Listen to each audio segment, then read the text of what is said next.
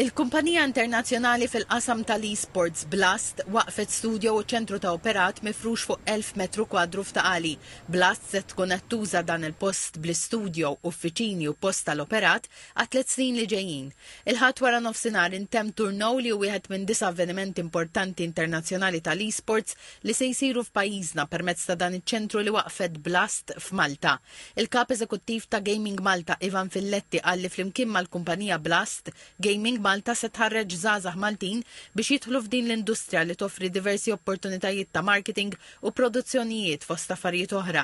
Għalli dan l-istudio ta' Blast f'Malta se jkun id-dar tal-gamers Maltin tal-esports f'Malta biex ikollhom it-turnej tagħhom f'ambjent professjonali. Meta jkollok kumpanija bħal il-Blast internazzjonali li tagħmel tournaments madwar id-dinja kollha, tażel il-Malta biex tibni l-istudio tagħha ġewwa l-Ewropa u qegħdin hawn ġewwa dal-istudio ġewwa Taqali li iktar minn 1000 square meters bħala kobor hija naħseb ħolma lina wkoll imma wkoll hija turi l-ambizzjonijiet li għandna aħna bħala l-pajjiż biex inkabru din l-industrija tal-esports ġewwa Malta. Il-Ministru għall-Ekonomija Silvio Xkembri qal li permezz ta' Blast f'pajjiżna Malta tkompli tibni reputazzjoni tagħha f'dan is-settur ġdid.